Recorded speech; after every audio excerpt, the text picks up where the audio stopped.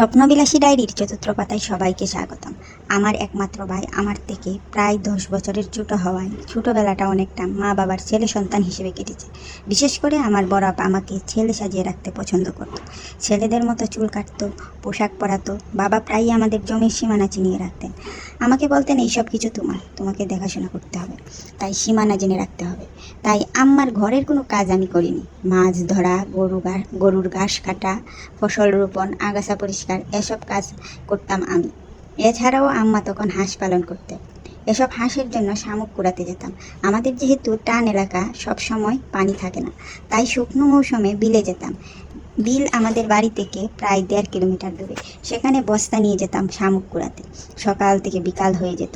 ছোটো ব্যাগ নিয়ে বিলে নেমে শামুক কুড়াতাম, সাথে মাছ, শালুক, শাপলা সবই কুড়াতাম। ছোটো ব্যাগ ভরে গেলে সেগুলো এসে বস্তায় রেখে আবার নেমে যেতাম। এভাবে যখন বস্তা ভরে যেত তখন মাথায় করে নিয়ে আসতাম। বাড়িতে আসতে আসতে বিকেল হয়ে যেত। কই, টাকি, বাইম এসব মাছ ধরে নিয়ে আসতাম। শামুক আনার সাথে সাথে আম্মা বস্তা থেকে ঢেলে বের করতো।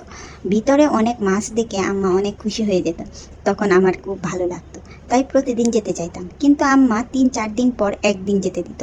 এক বস্তা শামুক খেতে হাঁসেরও 3-4 দিন সময় লাগতো। যেদিন শামুক শেষ হয়ে যেত সেদিন আমি খুব খুশি হতাম। আবার বিলে যাব।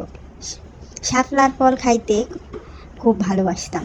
প্রথমে বিলে নেমে সবাই মিলে শাপলার ফল, মানে যেটাকে আমরা বেট বলি, খেয়ে নিতাম। সেদিনগুলো কত ভালো ছিল আমার জানা নাই, তবে সুযোগ থাকলে সে জীবনে ফিরে যেতাম বারবার। স্বপ্নবিলাসী ডায়েরির চতুর্থ পাতা এখানেই শেষ করলাম। ভালো লাগলে পাশে থেকো। আল্লাহ হাফেজ।